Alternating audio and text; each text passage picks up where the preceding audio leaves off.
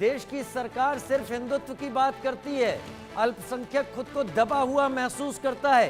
कांग्रेस ऐसे मौके पर यह राजनीति करती दिख रही है जहां पर रॉबर्ट वाड्रा ऐसी बात कह रहे हैं कि देश में हिंदू मुस्लिम भेदभाव होता है, अल्पसंख्यक खुद को दबा हुआ महसूस करता है और इसीलिए आतंकियों ने पहचान पूछकर मारा है।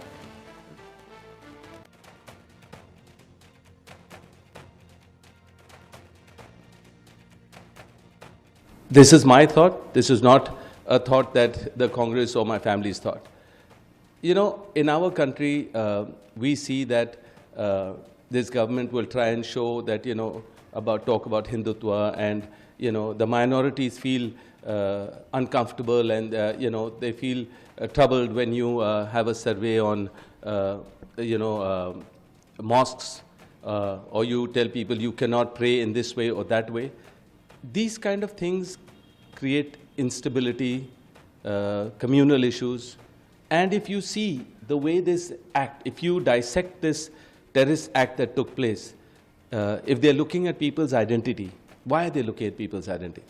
Because there's a divide that has come about in our country with Hindus and Muslims and also Christians. On Easter, I saw video footage of churches being burnt, priests being troubled. What is this? Why are we having, a communal disharmony in our country? This will create divides. This will create these kind of organizations to feel that Hindus are making a problem for all the Muslims. We don't need that. You ask many Hindus and Muslims together, they help each other. In COVID, we saw they help each other. They don't understand all these political ways of, trying to infuse some, or win elections or infuse some kind of disorder in people.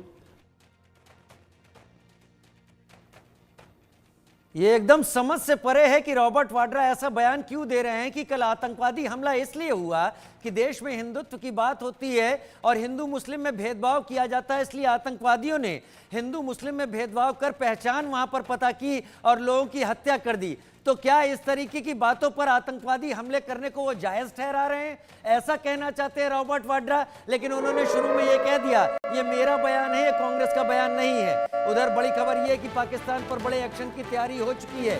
Surgical strike करने वाली team Srinagar रवाना हुई है। Uri attack के बाद इसी team ने surgical strike की थी। शाम 6 बजे सीसीएस की बैठक में भी कोई बड़ा फैसला होना है। प्रधानमंत्री मोदी पाकिस्तान एक्शन का फाइनल फैसला लेंगे, लेकिन क्या वाकई पाकिस्तान पर एक्शन की बात इस सीसीएस की बैठक में होगी, ये अभी साफ नहीं है, स्पष्ट नहीं है। लेकिन फिर भी ये बात सामने आई है कि वही टीम श्रीनगर रवाना हुई है जिसने सर्जिकल स्ट्राइक को उरी के बाद अंजाम दिया था।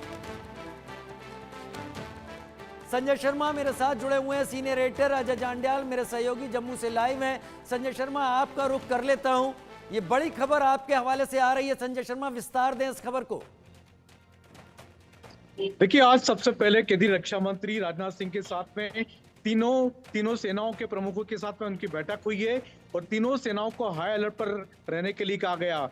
क्या निर्देश होंगे वो फैसला आज शाम की सीसीएस की बैठक के बाद में सेनाओं को दिया जाएगा। लेकिन सबसे बड़ी बात यह है कि जो स्पेशल फोर्स जो गठित की गई थी, जो हमने देखा था कि पुलवामा हमले के बाद में पाकिस्तान में सर्जिकल स्ट्राइक करके जो टीम आई थी, तो स्पेशल फोर्स को श्रीनगर रवाना कर दिया गया है।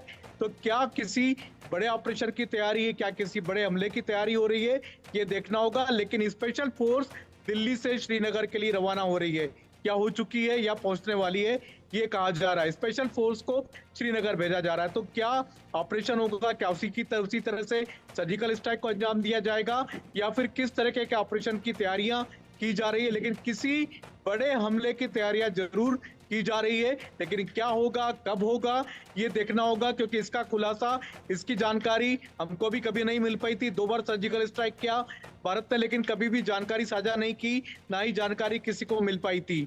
तो हमेशा इस बात की जानकारी तभी मिल पाती जब सर्जिकल स्ट्राइक हो चुकी होती है। तो देखना होगा कि क्या तैयारियां हैं और क्या होता है आगे, किस ऑपरेशन को भारत सरकार की ओर से अंजाम दिया जाता है। और गृह मंत्री की